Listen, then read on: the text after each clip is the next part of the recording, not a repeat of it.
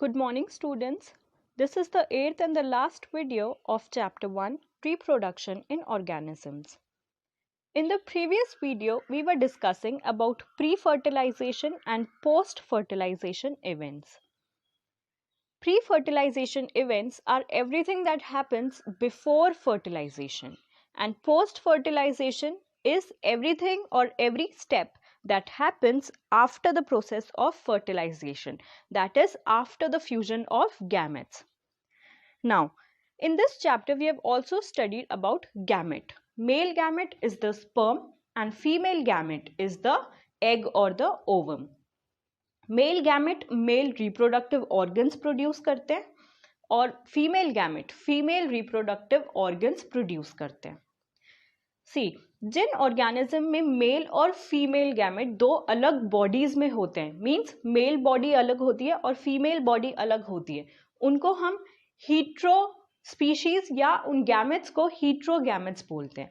लेकिन कुछ ऑर्गेनिजम्स ऐसे भी होते हैं जिनमें एक सिंगल बॉडी में, एक ही इंडिविजुअल में both the gametes are present, male gamete and female gamete. उन organisms को हम homo organism या homo species बोलते हैं, and those gametes are called as homogamete और isogamete. Now, gamete के formation की process को हमने gametogenesis बोला. Okay? So इसी तरह embryo की formation की process को हम embryogenesis बोलेंगे. जाइगोट जो हमारा फर्टिलाइजेशन का रिजल्ट था, मींस दो गैमेट के फ्यूजन का रिजल्ट था जाइगोट, वो डिप्लॉइड है, मींस उनमें 2n number of chromosome present है. दोनों गैमेट में, male gamete and female gamete has n number of chromosome. So दोनों का जब फ्यूजन हो गया तो जाइगोट ने दोनों के क्रोमोसोम्स कलेक्ट किए, means n number of chromosome from the male and n number of chromosomes from the female. So our zygote which is formed is diploid. अब जाइगोट बनने के बाद एम्ब्रियो बनता है और एम्ब्रियो के बनने की प्रोसेस को हम एम्ब्रियोजेनेसिस बोलते हैं. Embryogenesis refers to the process of development of embryo from the zygote. Zygote से embryo बनने की process को embryogenesis बोला जाता है. Genesis means formation and embryo means embryo. During embryogenesis, zygote undergoes cell division, that is mitosis, and cell differentiation. ठीक है, तो embryo बनने के लिए zygote को दो steps लेने पड़ते हैं. First is cell division and second is cell differentiation. Cell division zygote में माइटोसिस होता है, मियोसिस नहीं होता. So cell division is mitosis and cell differentiation. अब इनका काम क्या है? जब सेल डिवाइड होता है तो वो बहुत सारे सेल्स प्रोड्यूस करता है, मल्टीपल सेल्स. एक सेल डिवाइड होकर दो सेल्स बनाता है, दो सेल्स डिवाइड होकर चार बनाते हैं, चार डिवाइड होकर फर्दर 8 बनाते हैं, 8 डिवाइड होके फर्दर 16 बनाते हैं. ऐसे करके सेल्स बहुत सारा एक कलेक्टिव ग्रुप बना लेते हैं. ठीक है, ये प्रोसेस हो गई हमारी सेल डिवीजन. माइटोसिस के थ्रू होती है ये, और इसमें बहुत सारे सेल्स डेवलप हो जाते हैं, इसलिए हम एम्ब्रियो को मास ऑफ सेल भी बोलते हैं. अब होती है हमारी सेल डिफरेंशिएशन. सेल डिफरेंशिएशन में ये जितने भी सेल्स बने वो सब ग्रुप्स में डिवाइड हो जाएंगे, छोटे छोटे ग्रुप्स में डिवाइड हो जाएंगे, ताकि वो फर्दर टिश्यूज का फॉर्मेशन करते हैं और टिश्यूज फिर ऑर्गन्स का फॉर्मेशन करते हैं. हर ऑर्गन के पास अपना एक स्पेसिफिक फंक्शन होता है परफॉर्म करने के लिए. जैसे कुछ ऑर्गन रेस्पिरेशन में हेल्प करते हैं, कुछ डाइजेशन, मेटाबॉलिज्म और कुछ एक्सक्रीशन में. इसी तरह सारे ऑर्गन के पास अपना डिफरेंट फंक्शन होता है. So cell differentiation is the process of dividing cells so that they can perform their own function. While cell divisions increase the number of cells in the developing embryo, cell differentiation helps groups of cells to undergo certain modification to form specialized tissues and organs to form an organism. You have studied about the process of cell division and differentiation in the previous class. Previous classes में हम दोनों processes के बारे में detail में study कर चुके हैं, सेल डिविजन एंड डिफरेंशिएशन. हम शुरू से पढ़ते आ रहे हैं कि सेल कलेक्टिवली टिश्यूज बनाते हैं, टिश्यूज कलेक्टिवली ऑर्गन्स बनाते हैं, ऑर्गन बहुत सारे मिलके ऑर्गन सिस्टम बनाते हैं एंड इवेंचुअली ऑर्गेनिज्म का फॉर्मेशन होता है. सो ये सेल ऑर्गेनाइजेशन की जो प्रोसेस है ये सिर्फ लिविंग ऑर्गेनिजम्स में होती है. एम्ब्रियोजेनेसिस भी एक ऐसी प्रोसेस है जिससे टिश्यूज का फॉर्मेशन होता है, देन ऑर्गन का, एंड देन इवेंचुअली ऑर्गेनिज्म का फॉर्मेशन होता है.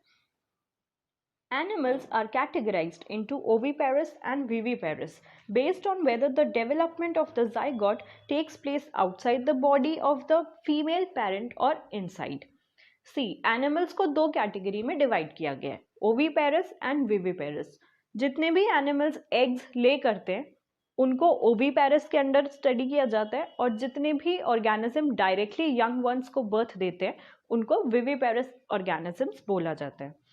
सो ओविपेरस एनिमल में जाइगोट एग के अंदर है और एग फीमेल बॉडी के बाहर डेवलप हो रहा है, बिकॉज फीमेल ऑलरेडी एग्स ले कर देते हैं और उसके बाद जाइगोट का डेवलपमेंट होता है. लेकिन विविपेरस एनिमल्स में फर्टिलाइज्ड एग फीमेल बॉडी के अंदर ही जाइगोट में डेवलप होता है एंड देन जाइगोट एम्ब्रियो में डेवलप होता है. सो डिफरेंस कहाँ पर है कि फीमेल बॉडी में ऑर्गेनिज्म डेवलप हो रहा है या नहीं हो रहा. अगर नहीं होता तो वो ओविपेरस एनिमल है, अगर होता है फीमेल बॉडी में डेवलप तो वो विविपेरस एनिमल है.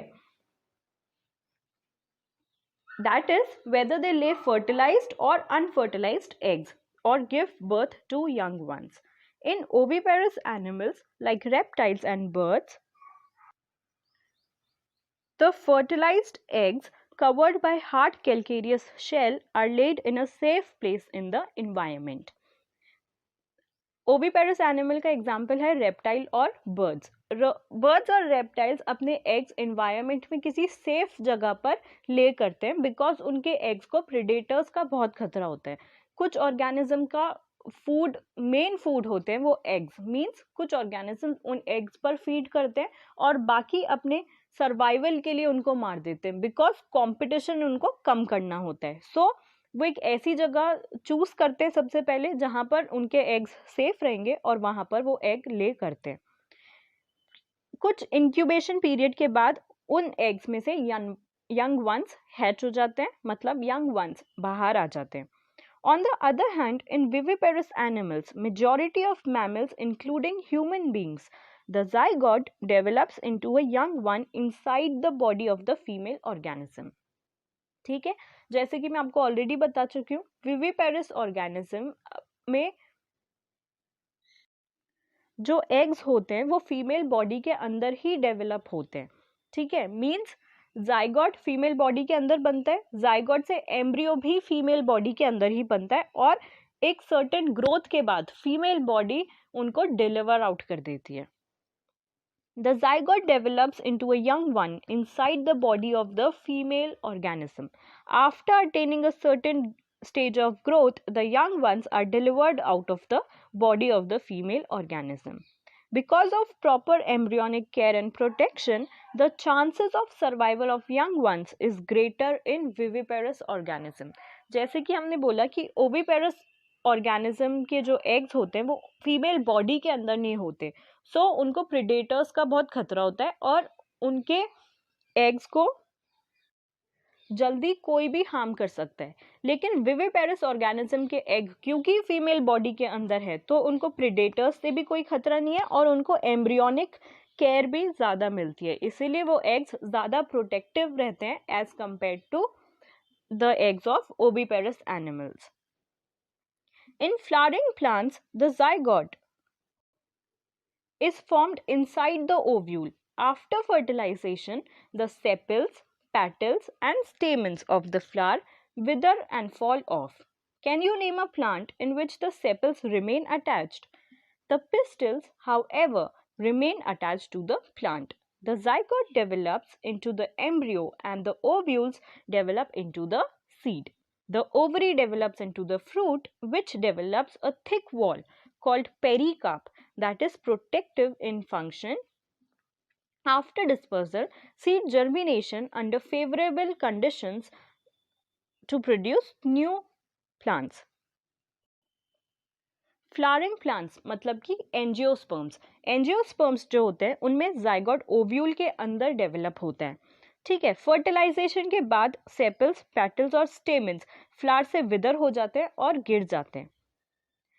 पिस्टल फ्लावर में या फिर प्लांट पर ही अटैच रहता है, लेकिन सेपल्स, पेटल्स और stamen no longer a part of that particular flower. The zygote develops into the embryo and the ovules develop into the seed. Zygote जो होता है वो embryo में develop हो जाता है, सेम एनिमल्स के केस में भी ऐसे ही होता है, embryo में develop होता है zygote, ovule develop होता है seed में, ओवरी डेवलप होती है फ्रूट में, और ये सारे स्ट्रक्चर्स अपने आसपास एक थिक वॉल बना लेते हैं जिसको हम पेरिकार्प बोलते हैं। पेरिकार्प का मेन फंक्शन होता है प्रोटेक्शन, ये सारे स्ट्रक्चर्स को प्रोटेक्ट करके रखती है। और डिस्पर्सल के बाद सीड जर्मिनेट हो जाते हैं फेवरेबल कंडीशंस में और न्यू इंडिविजुअल्स या फिर न्यू प्लांट्स डेवलप करते हैं। See as you can see in the diagram, these are a few kinds of fruits showing seeds and protective pericarp. Dark green जो कलर है वो सीड है और जो लाइट ग्रीन है उसके चारों तरफ वो पेरिकार्प है। तो हर एंजियोस्पर्म में मींस हर फ्लावरिंग प्लांट में अलग तरीके के सीड्स होते हैं और उनमें पेरिकार्प उनके अकॉर्डिंग ही डेवलप होता है। Okay, so with this we are done with chapter 1, reproduction in organisms. If you have any query, please ask.